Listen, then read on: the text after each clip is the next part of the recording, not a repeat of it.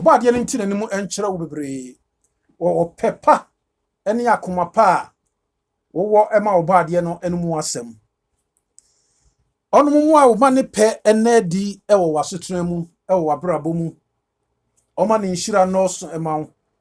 ni aye bisa biara no a ebe hye na nimonyam na beboa no de omfama yen na ne emwa yen siesie yen no onyimfiri yen so na won hye yen din sabrei me chia wo me pese o ka kire wo nua bi se onia Charles ne bre na adu ewo asida radio eso a eye enom yensa memenida ebiara ekopim no nan sara na wo betumi aka yese efiri juada ekopim efiada biara no pa eno nsia obo ade ne ma fe bre kakra ewo asida radio so Belgium na ye nyina ye papai obo ade ne no mu asemu me pesa me kai wo se obetumi aka kire wo nua nsa won download asida radio Belgium na obo ade no ede nsempa enkuranhye ewo mu adwomo a ehye enkuran nso ewo asida radio so bre biara na unu ho eda yesua bebre yekoyanim enche na obo ade no eba nia ekoso wo wiase nyinara edi ho adanse yesa se enche na waba enunti ena wasame no mie no yenya bre ema obo ade no mu asem wose wogina koma na chi wo bom se wo bie no a wo beba betena mu one wo bedidi na wo nso ne na di kire se one wo ebeka bomu abobra aye bibiara arafo mu ne ayehia no ene agenkwa no enunti wose sa yedi na chi no kware mu a ye behunu no kore no na no kore no ebema yen enya wogie enokora no na yesua ho asem da biara da enunti na da biara da me pese tweresem no ena ekasa ene ensem bi se bia ekoso frɛ me busa me se tell me the truth, what happens when we die? Kanokura kyerɛ me osem pakani ede na esie obra yewu akidi na esie yewu a ede na esie we ya ade a ewo se ye fabre owu achi nsem bebre ewo ho yewu a na yewu nanso akatua bi ewo yanim bare ne pese ye nyina ye ba adwene bi asori woni patiri mu bebrebe se we yewu wakotena ha wakowo ha wakoyesei na arehosem a ewo mu ne se obi wu a ne a wo hya ase anka wo ye no ebitimi abase bia wo ye ne project bi wako akofa bibi aba na kaya kwanhia wakohia na wawuo na enso wontumi nsan ma metoa ne project ne so ne ma wodo wo ma won nkyɛn biem ne yire ne kunu a wodo no no yare hosem nanso yeso wakotena baabi moma ye matweresem no enkasa na ye mompaye yeda wase ahene mu ahene yenjefo yenchem ene yakochem obo ade utumi ade nyina ye nanso sa de yehye mu mene matiefo nyina ahye won sa obo ade fa ye ne a wo pebe kasa kyerɛ ye tumi ni ahodin ra ne yeda wo maso biara no yare adwendwene bebrebe wo hawo ware mu nsem sujade mu nsem adwuma mu nsem krata asem emma ehun nsem awo mu nsem ajapa wo ma tie wo masufrɛ baabi biara obi biara begina obeda obebutuyo obekoto na obebo udin no se wo adwuma mu efie demo misrawo wo chenchine binum so yi no entwa saafo yi hu nyina enko masaafo yi nyina so ba wani magenkwa pa wutie me da biara da na menim se nanso wutie me anu ti hyira wo ma bo wo ma ho bai na wasam nya wo ma de na ye hunu se nunkuto ne ba me nya nidaso na nunkuto ne ba me yatimi aba wo nkyɛn hyira yai wo yana genkwa pa miza ya wodin mu opanya ho e wo nanso wadom nti amen. Tell me the truth, what happens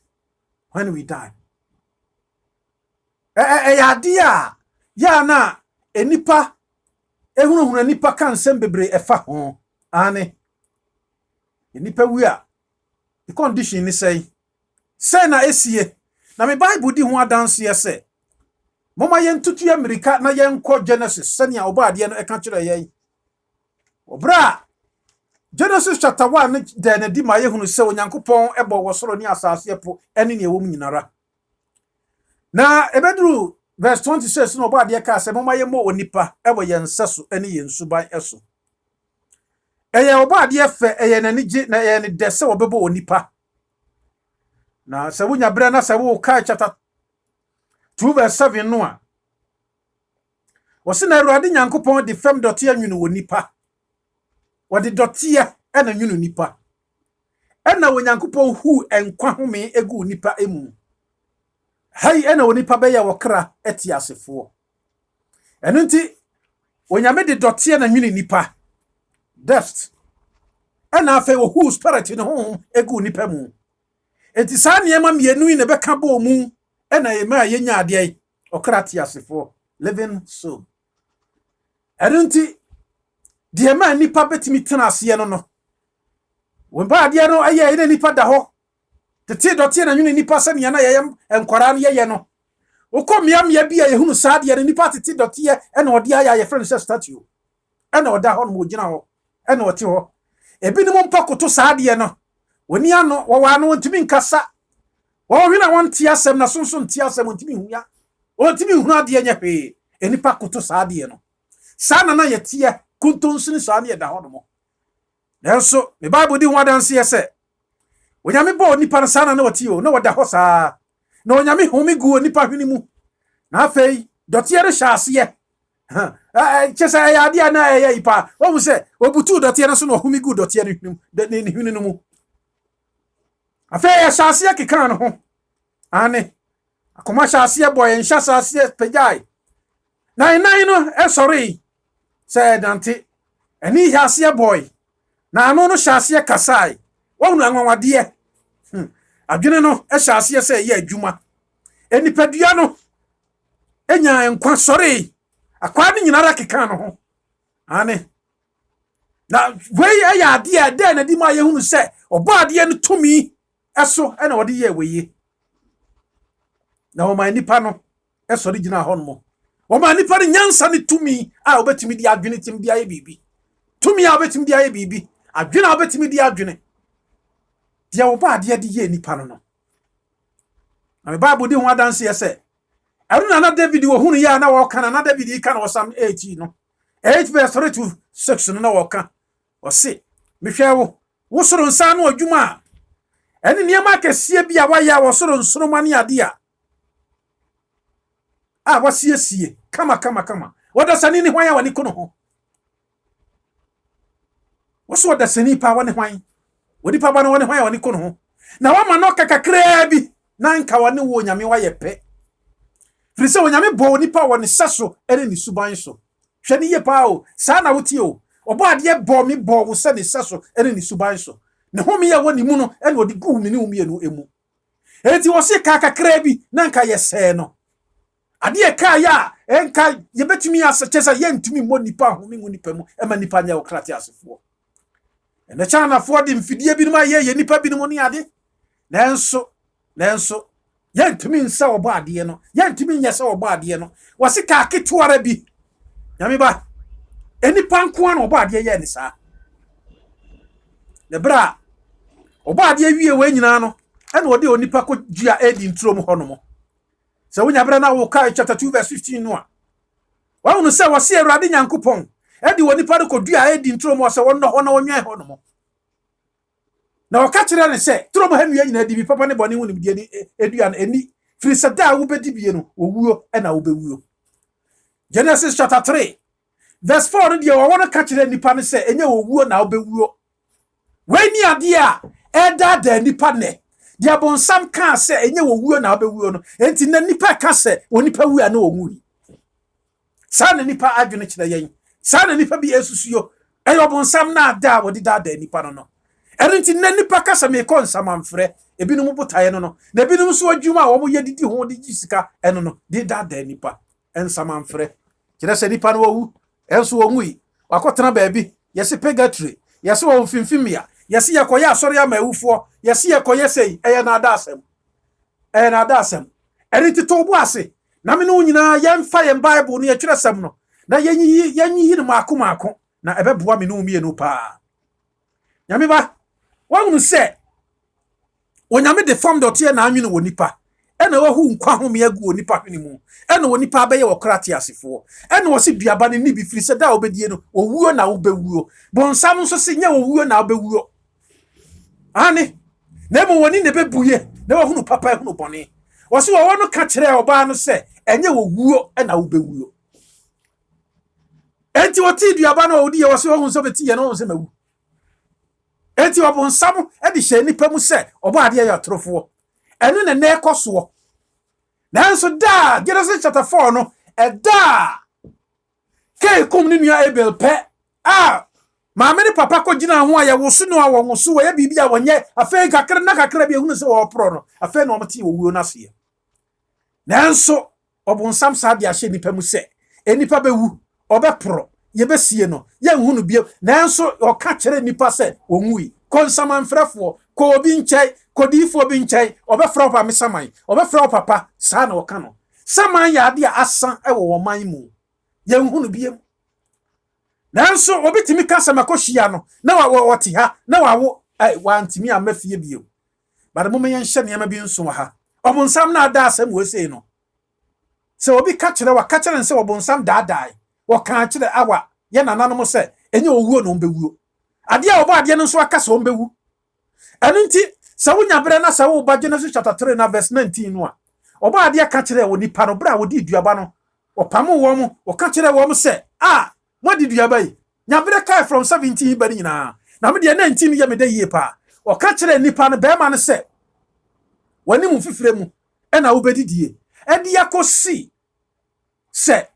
wobɛsane akɔdɔteɛ emu efiri sɛ emu na wufire emu na woyi wɔ emu na wɔnwene wɔ dɔteɛ mu na wufire na emu na wobɛsane ayɛ dɛn akoro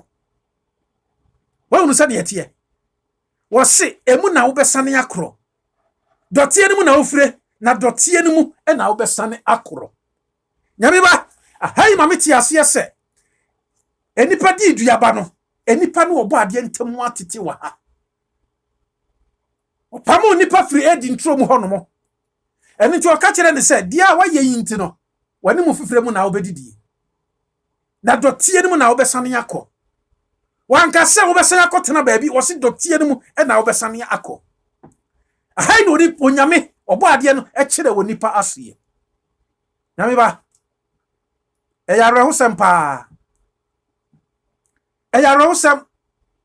nanso ɔka kyerɛ yɛn sɛ enipa ayɛ bɔne deɛ enti wɔwue da hɔ ma nipa deɛ ɛnam Adam so deɛ nanso Romans chapter 5 verse 12 no wɔse yɛyi nti sɛdeɛ ɛnam wɔ nipa baako pɛ so ɛna owuo baayɛ na owuo tere ka nipa nyinaa no saa na ɛyɛ ɔyɛ na owuo tere ka nipa nyinara efiri sɛ na nipa nyinaa ayɛ dɛn ayɛ bɔne nipa nyinaa ayɛ bɔne enti ɛnam Adam so owuo tere ka nipa nyinara ɛrena na Paul ka no wɔ Timothy nwoma adi kai timienu nkyɛmu edu baako no edu num no sɛ nanso sɛ yɛtena gidie mu yɛgye agye nkwa no di a yɛde yɛn homa no yie a ɔdɔ ahoteɛ ɛne adwene pa mu a ɔbɛgye yɛn nkwa na ba wuo mu sɛ yɛde yɛn homa agye nkwa no yɛgye di a yɛbɛwu deɛ nanso yɛbɛnya daa nkwa ɔbɛgye yɛn nkwa nyame ba ahai ma mo da di pefe sɛ owie wɔ hɔ yɛbɛkɔ dɔteɛ mu yɛbɛwu nanso si yɛgye agye nkwa no di a yɛwɔ nipa bi a wɔn wu akyiri no wɔn wɔ anidasoɔ wɔde dɔteɛ adwene nipa nanso wɔsi ne nyina akyiri no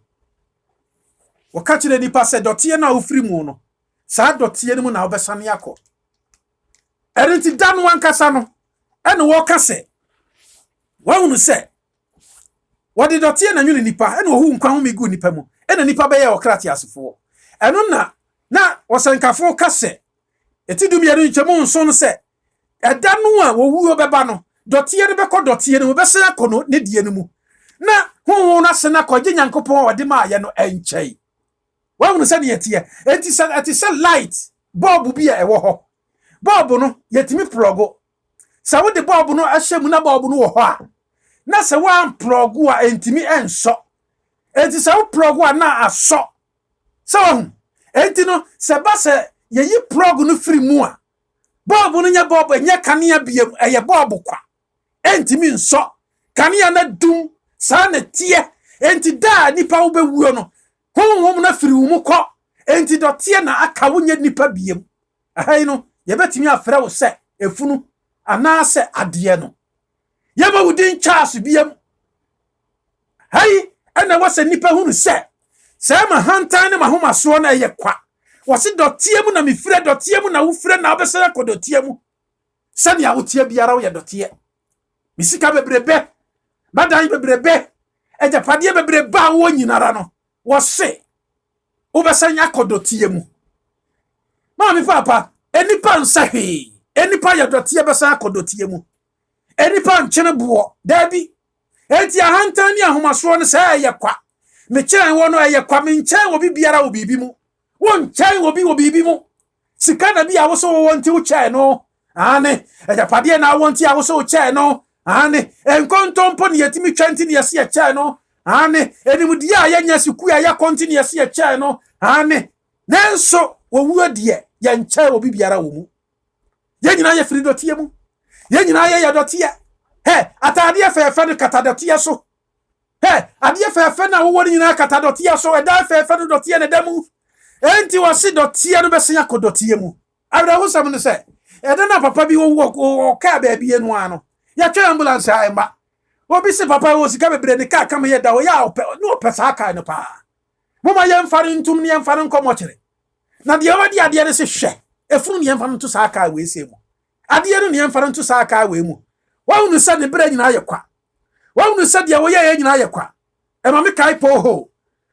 sika bebre ba no wa wo pre yɛ pa asase gye to ho no mu a wo mo kyese wo pam am foforo amanfo a e pa asase ne bi atɔ wo se dabi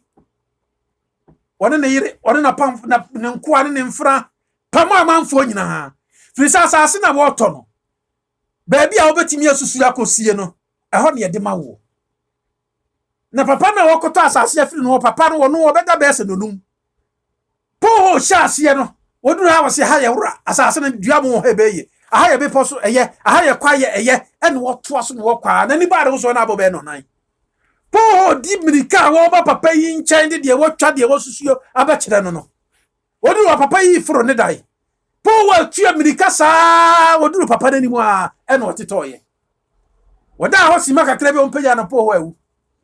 ɛhɔ na papa no ɛnko abusa ne sɛ na papa ya asase kakra ka yɛ wɔtwa ayɛ yi no sɛ asase no papa yi na awu da hɔ yi obusa sikari ni asase no yɛmfa sɛ na ɛma no ɛne ɔse asase na otwa ayɛ sɛ wɔm sɛ ɛdɔɔso paa ɛboro bɛɛ sɛ 100 acres kora ɛdɔɔso paa ɛso papa no se daabi na obi a wɔwuo deɛ sɛ ne yɛde ma no ɛyɛ 6 feet pɛ ne yɛde ma no yɛma no dodoɔ biara ɛnti monkɔtwa 6 feet pɛ ma no wɔhunu sɛ ne berɛ nyinaa yɛ kwa adamɔ 6 pɛ ne yɛde ma papa no wɔ sikari no o deɛ wɔberɛ nya ayɛ no o deɛ wɔpam afoforo kunkum afoforo nya ayɛ no o ɛtɔberɛ bi asa na me no woteɛ ya pam amanfo bebre afira adwuma mu ya pam amanfo bebre ya pam obi agene kunu agene yire ya pam obi agene japade enne me kasa bebre ko japade ho ewunya de ye ko ho adentira nanso yankai hunu se eye obi na nya ye no wawu ko na wo de wo so obenya na wo de abetene bo ade na mo nkyama obi anya ne so ne de wo firi dotie mu wesa ko dotie mu sani na wono a opɛ yɛ firi dotie mu a kɔ dotie mu na mo pere ho no ma me papa saa ne da ho twɛ wo saa ne da ho twɛ me saa ne da ho twɛ yɛ ɛyɛ owu ba ko pɛ no a wo se dotie bɛ kɔ dotie mu na wo ma kɔ gye Nyankopɔn no nkyɛn ɛda no bra wo no bɛ kɔ bɛ firi wo mu no nya nipa biem e bɛ frɛ wade no wonya okrate asefo biem wonya okrate asefo biem wo ma me papa ɛyɛ awerɛho sɛm paa eno nana David nana Job waka no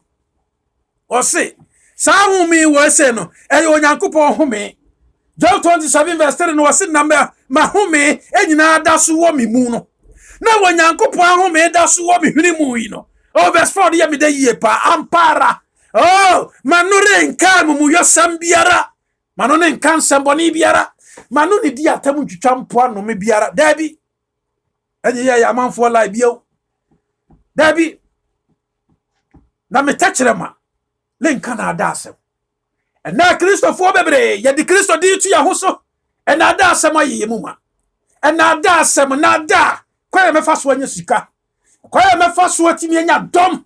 na manya sika kwa me fa so agi din ena da but wose se onyame honhumi wo mimui se onyame homi wo mimui se mitimi homi no enkwa homi wo mimui me mama no nka na adasem biara mame papa dwene ho saase bo ehu yipa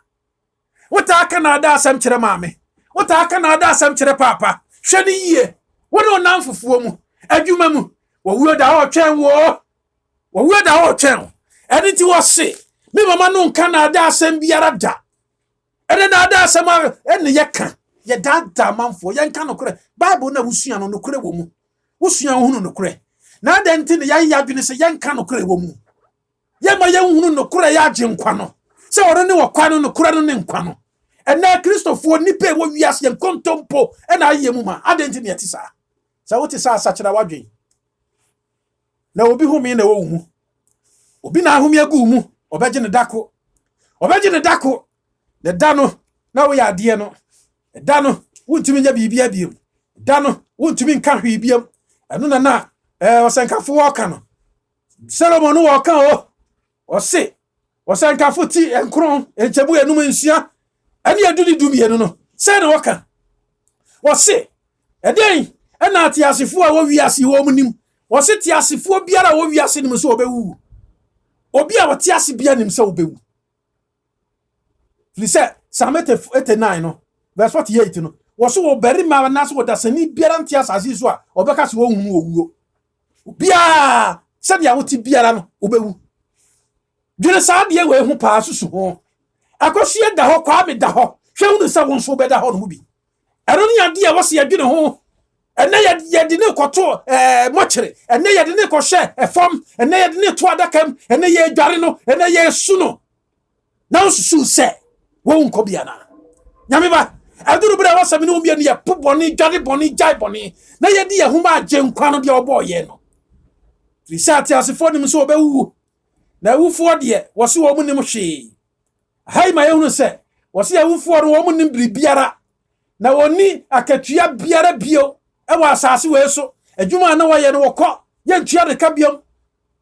na yura free wono nka ye se obi be kai no se waye papa ye be kai no ye be praise no we yura free won kai biom won ti sa de ne biom onim biom eriti so obi ka kire wo se obi awu no akotena ba bi ase ni hu anyi ntom da eye ufo nkire chese me kan se eye wona wo mo tabi chese ye nkire boni bia mfiri kire sem no mu wodi wakoma tosoa ma me papa honhom binu beda daw e ma wontimi me agye nkwa no na de esa wodi to adwunum ni se atiasefo nim se ombewu si enim se bewu di abrabo pa be ne wose yebo suban pa be ne wose yeda na die enema pa be ne yese ye ewufo nim hwie verses no wose wo se wokan 5 no se wo makatua wo ni akatua biem adwuma wo ye sika bebrebe de ma wo no wonya biem enti wo obi na fa ye bibi ane enti no wose wo mu do a wo mu do nipo wo mu tane a wo mu tane nipo ya aka bebrebe a ye ni nyinara no ni nyina wo mu do wo mu tane o wo mu ni nkontwe o wose ni nyina de da na woni die wo no wo wiase yi nyina mu echefa biara bio eniema ye che de wo wiase no woni mu chefa bio de ye che de fie ho de ye che de dwuma mu de ye che de busua mu de wo wuo no woni mu chefa bio ni do no woni do bio ni tane no wotan wo bi asa ani wo se ya na manfo ta kan obi wo ya kasa wo kwa ni afia adwo nyesa ne ya na mutaka no ani wo wu ya de nanso manfo timi kasa wo de wo kwa ya de afia adwo kromfo wo de ye kunu de montamu ha no ya ho beto ye na ofi sasa nka wo timi ya krono a wo bu wo anko wo bo anu onya sika ko nsa me bobie wo nsu wu ya wo kwa kwasi abrefa bufusia wo wu ye wokọ kwa be nkuruma wo wu ye wokọ he salasi no mo wo wu ye omkọ wo wu ina wu ye omkọ esikafo mpempem wo wu ye omkọ Lucky fella no wa hifa, Michael Jackson mo hifa. Me pese ye kai se. Na nka ye woni pa bi ni mo project bi wo niema bi nhihye ye pa bi na wo niema pa bi a wo ye. Obi kura no ye president ya pese wo ye bibi de boa ne man. E na owu ye. Na nka wontimi nsore metoa so.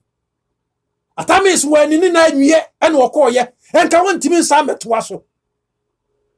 Nyame ba, me pese wo kai se, wose ne do. Ne mu a opese wo de boa ne man, opese wo de boa ne ma, opese wo de boa ne kuro, ni nyinara no asa. Eno ti na tan no ka kire yen se. Ena wuti asiye no, bibi biara wo nsa beka so obeye no. Fa ho odin yo. Fa ho odin yo. Fa unyansa no nim de yo. Na nyansa ne adwene, ene nim de eni asamado a wo kro no. Baby biara wo kro no, wo wu a wo wu no, asamado a wo kro no, wo si nyansa ne nim de ni hono mo. Eno ti ne, ena me ne umye no wo tumi wa hodin. Ene ena me ne umye no nim nyansa wo bibi a ye betumi aye. Nyame ba. Me pesa me kai wo se. Wo bibi a wo betumi aya ma obusua. Wo bibi a betumi aya ma wan kasa wo ho. Wo bibi a betumi aya ma wo ma. Wo bibi a betumi aya ma wo kunu wo yire. Wo bibi a betumi aya ma wo namfofo. Wo bibi a wo betumi aya de abo nipa bi no wo wiase. Enwusia ni nyanka ene na wo sa wo ye. Mami papa ene na wo sa wo ye. Na enso tobre bi a na waka won sa tim so. E tobre bi a wo mpa ne sa se be ye wo mpa se nipa bi e be fa wo so ehunu Kristo ene na wo sa wo ye. Nyame ba se wo bibia wo nsachara ye bia ne na esa wo sachara wadwene ene na esa wo sachara wadwen wo te da no Kristo fra wo ene na esa wo tuam nika do homa Kristo ma me kro no no ene na esa wo tuam nika do homa Kristo obi kro obi yire no jai na chiridie na fa homa Kristo enti biara wo nsabeka sa wo be ye no enkwagi asamade pa enhira oh fa ho odi no nyansa ye sa wo timi ni a wo sim primu akoma ane ene na esa wo timi tuam nika do homa Kristo wose sa wo kai sania na agenkwa no ka kire Peter wo John no a chapter 21 no a verse 18 no wose wo ya brante no bo aboso ko ba bibiara wo pe na bere bi beba o be penya wo nsa ya bo aboso me pese bi kai wo se enani odombre na ne nkwagye da wose nkafo etidum yere nchebu baako enani bra wo betumi de wo ho ama Kristo metimi ya ja me pem ama Kristo betumi aba se wo ya dwene ye wo se wo kwa asori nti wo de wa wie but unyawunu Kristo dabi frise ya wone pa bi wo ha bo senka wutumi ye but wuntumi ye ebere we ne bra e wo so ma nipa ti ase ese wo ko nipa bi mu nchai e ma mo hunu se sa bere we ne bra e wo se ye gya ye pemu e ma Kristo bibi biara wo pesa wo ye no fo akoma ye wo se nyansa ne adwene di asamado a wo kro no asamado wo nyansa ni ho adwene ni ho enti wontumi nkotena ba bi ngo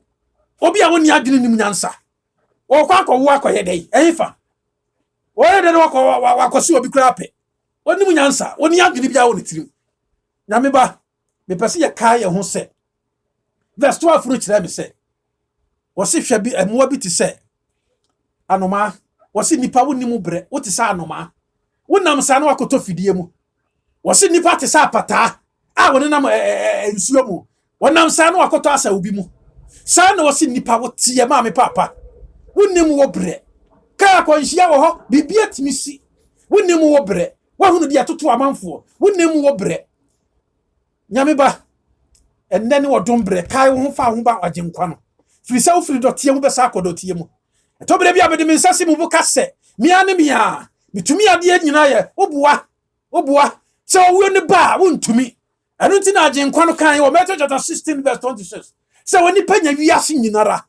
wiase agapade nyinara wiase sika nyinara bibi biara wo na wo hwere wo kra faso biara ni hono mo firi se agapade biara wo se de na woni pa be made asesa ne kra bibi biara ni ho wontumi mfa sika asesa wo kra dabi ana na Paul ka tete Timoteo no eni ti yenya de ebedie ne de ebe no ye ma eno anosoma yen chapter 6 verse 6 going firi se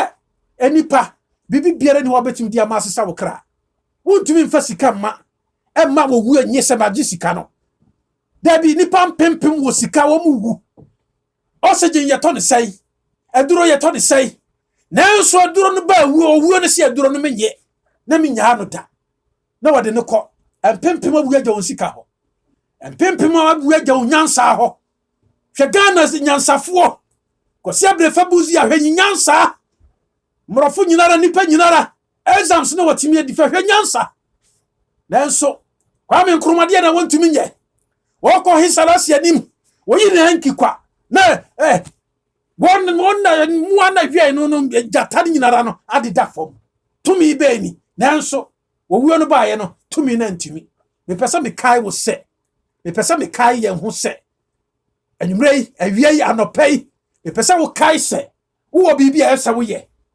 wo nkwagie kura genkwa no nkoto o enkura nipa enkura bosom enkura konfo no wono obawu bebrewu ko de ani ye kana sem te se enipa bi te se yesi hwan konfo no chi wo hifa ye woni fa bebre hifa no wo mo ma me papa me pese me kai wo se mezaya no nkuto ena owu ya wo sori ye na wadi owu ni asama ado so nkunim na waka kire me no umie no se ye gini dia ye wumpa ye benya nkwa John chapter 11 verse 25 sare wo ka kire ye obo ade ne ma wonu se na wo sanfkafo ka asem bia na ye me da ye pa chapter 6 verse 3 no wo se nipa wo mama akoma 100 ewiase agapade nyina wo na se wo wanwu ye wo yansie wo ya opomba ho wo mfaso sen wo enya edakapa ye to asie wo enya nanu a wo nanu a ye koye ne kama dabi enya ntoma papa ne ade papa ne no krampo no ye ka se nsie ya wo sika be buru se million ye mfa million 1 million 2 million 10 million kra emu nadaka mu enti unsie ye no kra se no kra na nka wo ka se sie ya nka ne di ka wo yefa wo kan sie ya wo ka se wo wu ato Kristo na se sania edisem e ka kire ye no edisem eti eye du na nchemu du miensa no wo se na metini bi osoro ka se kire se nhira na ewufu a wo mawu e wa Awurade din mu efiri sensei e kro wona wu wo Kristo Yesu na ase wona wu wo Kristo Yesu din mu enu na wo sanka Isaiah no ka kire Isaiah 57 verse 1 to 3 wo se atere na efu owu ye mfa nhye ye mu firi se bia boni bia beba na nim nti no fa wotere ni kro wo ko no wo kwa akohome afiri ni brem eniti Kristofuo wuo no atere na efu wuo no ye frɛ won se na wo mo kohome wo mo koda wo mo kohome atwen agenkwa no enti owu a ye wuri sese no agenkwa no frɛ no se na bara Kristofuo ma patere na efu na mu wo Kristo Yesu din mo wo mo be sore eda agenkwa no be pie ma me papa eye ni da so kese ma me ne wo se me no mienu ma ye ho kwai ye gya ye pem ma agenkwa no ye gya ye mu ma no kra se wono ankasa nso ye mu won suesue ye nyame ma ewiase nipa wu a na wawu ade ba akopɛ na wo ho twɛn wo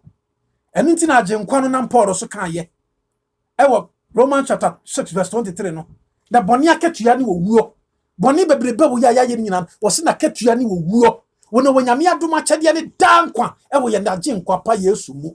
enu nti no obi a wowu ya obetimi atena se biam ya agen eye obi a wogi Kristo die na no nso mpo no kyesa agenkwa na ba nsa na yetimi asɔre atena se biam sanete enti nyabre ne kai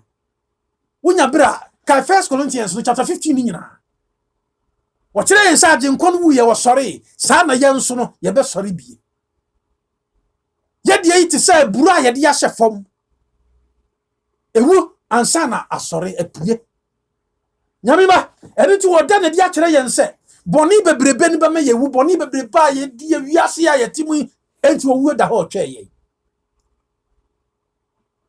owu da hɔ twɛ yɛn na yɛbenya dankwa ɛne ti ne ya na binom kan sɛ no Kristo ne de owu a na onwu Kristo so obenya dankwa nti wonya dankwa obeso owu ya wakotena ba bi da bi nya saa na tie wo kyerɛ yɛn sɛ ɛda homa nipa se obewu prekopɛ ɛno wo kyerɛ tamu obeba so na bɔne akatua nso no ɛne owuo enti nipa biara wo wiase wo esem no ayɛ bɔne pɛn wo se yɛbewu na Kristo Onyankopɔn adom akyɛde ne dankwa ɛwɔ yɛn Awurade Yesu Kristo mu ɛnyɛ nkwa wei na mo nkwa no wɔde brɛ yɛn no firi sɛ wonya brɛ na sɛ wo ka yɛ di isɛm no a eti aduonu no a enkyɛmu yɛ nan krɔ so ohunu hiwa bi na wɔn atena so wɔn de atem mu ano ohunu wɔn a Yesu adanseɛ ɛne Onyankopɔn asɛm nti otwitwa wɔn tire no okunkum wɔn mo Petro no mo yekunkum wɔn mo John no mo yekunkum wɔn mo James no mo yekunkum wɔn mo Bartholomew no mo yekunkum wɔn mo Paul no mo yekunkum wɔn mo wɔso nhyira ne wɔn mo a Yesu ya danse no Onyankopɔn asɛm ti otwitwa wɔn tire no wɔn makra ne wɔn na wankoto aboa ne hɔ ni wɔso wɔn nya nkwa biem na wɔn ni Kristo bedi ahene finhyia apem wɔwu sɔre yɛ di kai no enti agyenkwa ne pia yɛ wɔwu sɔre yɛ bi yɛ di kai wɔwu sɔre yɛ bi wɔ hɔ wɔn na wu wɔ Kristo din mu no ebe sɔre ɛno nti ɛna na Paul ɛka kyerɛ yɛn ɛwɔ Thessalonica fo nwoma edi kai no na wɔka kyerɛ yɛn eti ɛnan kyɛmu dum yɛnsa no sɛ wu anuanom wɔn na wadeda no ho deɛ deɛ nsim so na mo wira ho te sɛ wɔn na ani dasoɔ no enipa bebree bewu a Kristo frɛ saa owu owe sɛ na saa na Daniel nso frɛ no sɛ na wɔse bidim ni ani dasoɔ biew na wɔn na gye Yesu di yewu wɔ Yesu naase no wɔn ani dasoɔ saa na wɔka kyerɛ yɛn wɔn ani dasoɔ ɛne nti wɔso wɔn na adeda no mo a mo wɔ Kristo din mu no mo bɛ sɔre wɔ wo sɔre yɛ di kai no da agyenkwa ne bɛ pie no wɔse totorobɛnto odi kai ne hyɛ ne mu no wɔn sɛ wonya brɛ na wo kai 16 no a wɔse Awurade no ade wɔsɛ bo ɔbɔfo ne Onyankopɔn totorobɛnto firi soro bɛsane Kristo mu awufo bɛ sɔre kane so enti wɔn na wɔ Kristo mu no ɛbɛ sɔre wɔn ne yɛsie wɔn ye wɔn na wo wɔ Kristo naase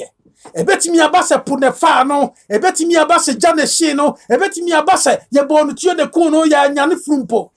na eso awu wo Kristo din mu ane ma me papa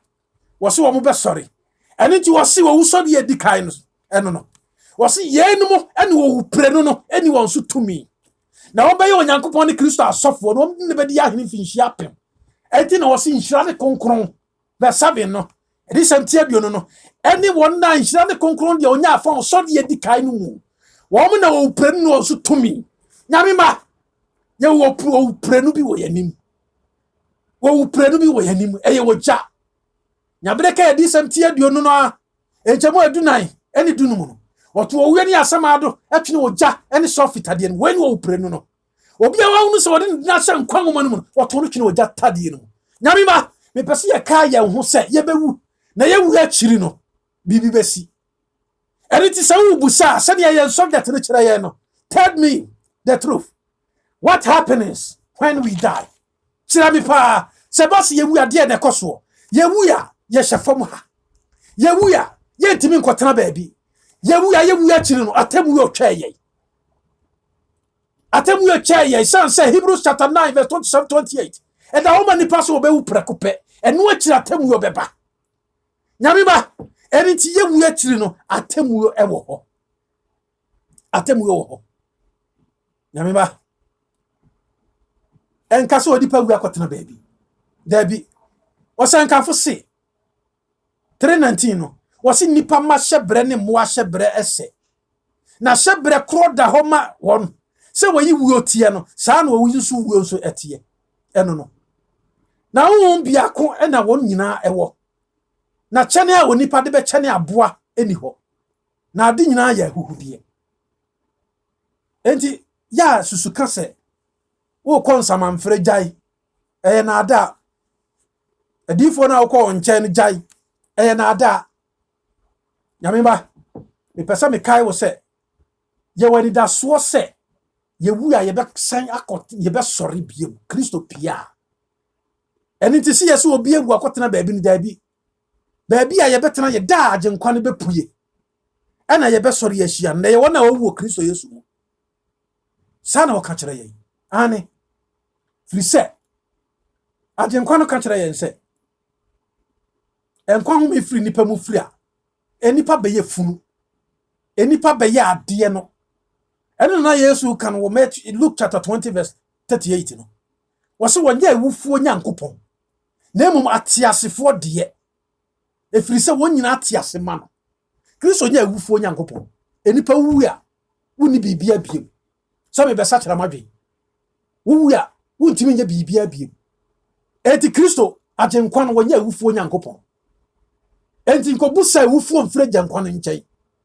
enko yese empire ye boma ewufuo som ne ade nyina no kire se wo so wonya ewufuo nyankopon enipa ne tiase na se wo bibia se wo ye enipa ne tiase na wo mpaye bi boma na boma no enipa ne tiase na wo afutuo bi akotu no enye bra wawuo ana ye di awerɛhoɔ kɔbɔ mpaeɛ ma no sɛ ye mmɔ mpaeɛ ma no ye nyini mfiri purgatory ye mmɔ mpaeɛ ma no ye nyini mfiri mfimfimia ye mmɔ mpaeɛ ma no. Who tells you? Bible no hefa ne ka no. Oba de ne ba agyenkwa no enya awufuo Nyankopɔn. Fi sɛ Romans no kyerɛ me sɛ obodi oyi ne ho ade obenya na awufuo. Chapter 4 verse 17. Obenya na awufuo. Ɛna na David kan wɔ Psalm 4 no. Psalm 104 verse 29. Wɔso Onyankopɔn agye ne home na nipa sane kɔ hefa ɛdɔtie mu. Emfuturo no mu ne yɛsan kɔ. Enipa wi a ho hefa no kɔda. Wɔsa kɔda mfuturo no mu. Oh nyame ba. Enti na me wa hoɔden na wɔsɛ me bibi. Ɛna me tumi akeka me hu na wɔsɛ me bibi. Ane. This is Job say. Job 20 verse 11. Job 21 verse 26 so. 11 no wɔse. Ne mbrante bre. Emu ahoɔden ɛhyɛ ne nompe mama. Na afei de ogyae mu a wɔkɔ akɔda dotie mu. Faako ara dotie mu ɛna wɔde da. Na mmoa ɛkata wɔn so. Enipa wu a yɛkɔsie no a wɔkɔda dotie mu. Mmoa kata no so. Wɔporɔ wɔnkɔtena baabi bi. Hwɛ ne yie paa. Yɛde daadaa. Enti dia wo kɔfrɛ no sɛ wo kɔfrɛ wo maame basom wo maame saman ne yade no ɛyɛ bayie ɛyɛ honhom bi ane ɛyɛ honhom bi ɛyɛ honhom bi firi sɛ saman no wasan wɔ ɔman mu yɛnhunu biem ɛne ti na ɔse saman ɛne ti na David si mahome Job si mahome wɔ me mu yi no menyɛ nneɛma hensɛm fata firi sɛ me home ne firi me mu kɔ a mentimi nya biribi abiem nyame ba ɛdɛn na me ne umienu yɛ ye tie na da same way sa. Psalm 146 verse 3 and 4 no. Wose mo mfa mo nto ahemfo ana nipa ba a enkwa gye biara eninimu. Ne honhom firi kɔ osane kɔ no dotie mu ɛda no ara ne tirimu a obo nyina ayera. Plans ya fodo a wo ye nyina na ayera. Wo hu sa afi duru ye no sika dodo nti no why your plans bebre mekwa ha meye sei mekwa kodi holidays meye sei but wo wie na akoda ye no ano senia wo ka no wo luka no se nipa no wo sika pa ana wo ka kire ne kra se wo se masan no majapade na dɔso dodo me da ne nkomu nti mebubu no masini foforo na maka kire me kra se wo kra wo ajapade bebre a wo di asie man mfie bebre eno nti didi na nom na home Yabre kai. Look, chapter 12 no, verse 16. Ekopim 21. Ubehunu. Wase me kan kire me kra o kra wo ajapade bebre wasi esi ama ne pa nyina. Ene papi nti didi nanom na home. Wonyame se wakwase a obeje wo kra firi wonsam na adwi de wasi esi no ebeye hwan dia. Ena David ka se nipa ahomin ewo numu no wase sa nipa no fa ho nto no so. Fa ho nto maame no papa so. E fa ho nto nipa biara so. Fa ho to agyenkwa no so agyenkwa na fa ho to no so bu nipa na nya wadwen se nipa oni ho amini ho bu nipa susu fa ho won se nipa di hwamo pa se won sa ye de ho to nipa so de ho to so de biara da nipa di hwamo fa ho to agyenkwa no so firi se ɛda na ni tirim a wo bɔ na yira won se otimi ka kyerɛ wo so obɛboa wo hyɛ wo bɔ pa na mu odu ema wo de ho to no so konsuo ma no ya bibia man etobre bia warefo aware ye bukura de ne ne bobo bebre ama ne bebre ahyehya ahoma wu wo sha ne boso obe ware no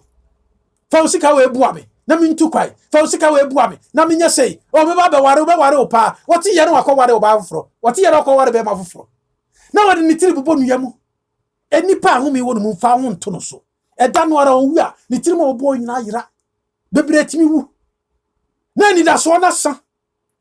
nyame ba erinti adwendwene ye plans ye nyina ye tiri mu aye bo ye plans ya ye ni nyina na ayera na akachi ye ntimi nkofa no mma ano ne no fitira ye ade ne yema ne mma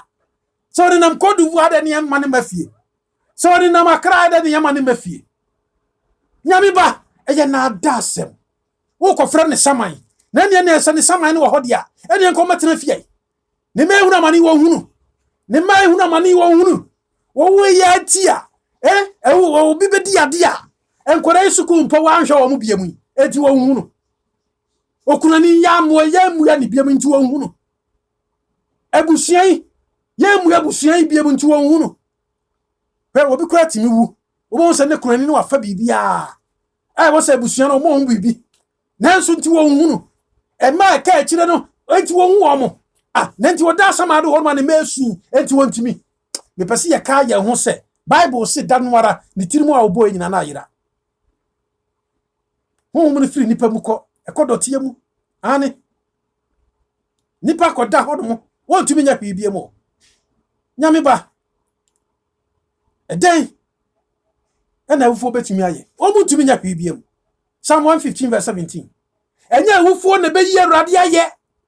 na enye wona wo sane ko asamado ko mu yemu dabi awufuo ntimi nyi Awurade aye enti ye ne ayete ase ne yebetimi enti no so wonya awufuo nyankopon wo na asa wo bi Awurade aye kire nipa wo ma Awurade so de ne kire nipa ma nipa hunu Awurade wo wo nkyai wo mu ma nipa hunu sa Awurade ye ti asefo nyankopon nyame ba Psalm 6 verse 5 na wo mo nkaye ni wo wuo mu nipa wo wu a obi a wo ntimi nkai obiam hwan na obeda wo ase asamado ho no mo obi antumi wo che na de no ntumi na wase wa asamado nyame ba eno mi edo no agenkwa frɛ wo wu we se na saa na wo kan se moma yenko wo ka kire asuafo no ewo John chapter 11 verse 11 going wo se o ka kire wo se ye ya dan for Lazarus wada na me de ko ba ko nyane no wo se wada dia obanyane se na Yesu ka ne wu ho asem eno ti Yesu frɛ wo wu we se enna wo mu se hwane da woni ba bia wo de ya na mpanimfo se woni mo wu ahwena no saa na tie saa na owu tie wo da unhunu ba bia wo se obi ka se wo da no ni ba bia wo ye baifu wo nye wo honmone santi sa wo da wada da ye kura no so bi kura wo nhunu kire se enipa timi da ye timi pagya no koto ba bia wo nhunu yes saa na tie wo da wada anadwono bibia se bia wonu saa na wo tie wada pen ya yesi wada na ho na wane da wona na ho no nai so na nititawa wo nai mami papa enna saa na tie ti se owuo enti agenkwa de owuo toto enna ho ono de ofra ne se na firi se eda bia beba obanyane me enti na ofra ne se na owu prenu no de yeda wo cha enti wonna benya sa ni daso we benya ne akoda nkwagie mu no agenkwa no se eda obeyi ne ho ade ne sane na wo ka no John no wo se wonna wawu da dotie mu besore na bebre benya ne akoda nkwagie mu na bebre nso beko owuo mu nyame ba me pese ye ka ye ho se agenkwa frɛ ne se na eno na Daniel chapter 12 verse 2 no ka kire yen se na wonna wadeda efam dotie mu no bebre benya ne ebinom beko da enkwamu na ebinom nso beko da enkwa binom beko ahoya ene nyane emu enti wo frɛ ne sɛ na enti so obi da na yenko hia no Côte d'Ivoire yenko hia no train station yenko hia no baabi dia ene de wawuo no saa no no so tie yentimi nko hia no baabi a na me pese me kai wo sɛ agenkwa no benyane ewufuo maame papa ubewu sani awuti biara sani ayeti biara Jobu se asamado hono ye keta wo de sen wakoda obi antimi nyane wo kisa agenkwa na piansa sara na onipa ekoda ho na ore nsori biem ore nyane mfiri ni ndamu biem ne ma enya animonyam wo wonim wobre wona se yo wo ha wo mu wo hunahuna wo mu wonim enu ntina no wo kan we Job chapter 14 no nyabre ka firi wa no nyina ekodo 11 and 12 ni 13 na 12 word no wo ka kire yen se onipa wo ba wo na ye tia wo bi wa asase we so aya wo ha wo ya mane ya bebre sanko a na ni nyina mu no wo sa twen wo enu ntina wo se ye de ahoma agenkwa no bobrapa ye gya ye pemu ni abrabo nyina ra ema no esan se ye ya ho woni amanfrafo wa asase we se so ma me papa ye wo kwan bia ye betu a ye kwa ye nsane mba a ye owuo ne daje nkwa ne bepie no e na obefa won na wote ase ehunu se sɛnea Paul kan wɔ Philippians ne sɛ yɛma ya yɛbue wɔ soro ɛhɔ de yɛwɔ a yɛtwe agye nkwa no na wɔwuo wɔ de yɛ mfa soɔ yɛkɔda atwe agye nkwa no daro bi ne wɔbɛba benyane yɛn daro bi yɛbɛsɔre ne yɛkase yɛagye nkwa a yɛne daa no so wɔ ne nie sɛnea Isaiah 25 verse 9 yi ka no moma yɛnkɔ hyia no bebree bɛka sɛ ɛboɔ mfa yɛnsie ɛdi sɛ metimi yɛ nsia ɛnkyɛmu adumie no kɔpem donson no nyame ba ebra wose ye sachara ya dwini ebra wose ye de homa agye nkwan ni esan se enani wo me wokyena ni wo me enani wo ye ne de wokyena ho aye ho da bi esikafo bebre kɔ ahemfo bebre kɔ ahodinfo bebre kɔ patapafo bebre kɔ enti sanami no mienu ye ti asase we so ne ma bone ye nde wokuru wo mpran ye nde empran twe ye nde ensade no ye nde oh tokwako ahantan ahomaso eye yenda nyame ba na ye wo obu a ebe ye wo hawa maye ebe ye wo hawa maye moma ye nsachira ya dwen sansa agye nkwa no bepie na waka se o si Yesu se no se meni wo wusori ne nkwa no ye wogibidie no se wo wumpa obenya nkwa gye o na obiara a wote ase na wogimidie no o wori wo wupre no ne nsanka bi o nyame ba meni wo mienu no agye nkwa no ye gye ne di sei yenya Kristofo koye beda yenya Kristofo ye dada afoforo yenya nipa yenya ye bramu ma Kristo mame papa so no kura mu di akire wate ewiase wo mema yemfa mo ye bosa ye beto ye beja hono mu akọ ye beto ye dotie ye beja sa wiase we akọ na me ba mfa wiase we ma obusa mfa wiase we ma obusa rise wo beto nipa bi na wo mu se ne na wo mu sitia no amanfo tu wonfo mo antie unu de to wo mo na hantan no mu no wu ye ne kuro no mu no wu ye ne dwo mo no mu no wu ye ne sanki kan mu no wu ye manfo bu bo won dua kunkum wo mo ma me papa twon firi sa ne ma no ho de wotita no ho no obi betimi abo dua kun nyame ba sachira wadwen wuo kon bia obefa so obewuo bia no wu se obi bo dua kun wa kun obi twe sika twa wa kun otutuo bo wa kun ni nyina ye wuo woda na wu a wawu wo yare wu a wawu enti bre wo ni bre wo se ye de ho ma agye nkwa no firi se obi biara nim ne bre obi biara nim ne bre wo se ye te sampata a wayi won se ne wo senkafo kan ye no wo de ye nhwe ye nkan firi baabo no mu wo senkafo tinkron enchemu edumie no se na wo kan ye wo se enso onipa enim ne bre sampata wayi won asa uboni emu ene no ma wayi won fidie emu no sara na wayi nipa mabre bone a etu won empofri mu no emu oh ma me papa ayreho okwadwuma ba wo be he na card na hwiase okwadwuma ba wo be he na wakowu adwuma mu wotu kwai ha ba obi kura asib wo koto ade aba wo de nsu asiso kura bia wo koto ade aba be yetin bia no opie yara kai aba no nyame ba yare nate papa mu wo koda ade akye ne wansore nyame ba wori ndada ho no mo wo so de akogu nu na aba wo kogu nsu aba wo ko ya wo ba ya wo de nsaka no wansore wo si nipa wunim wo bre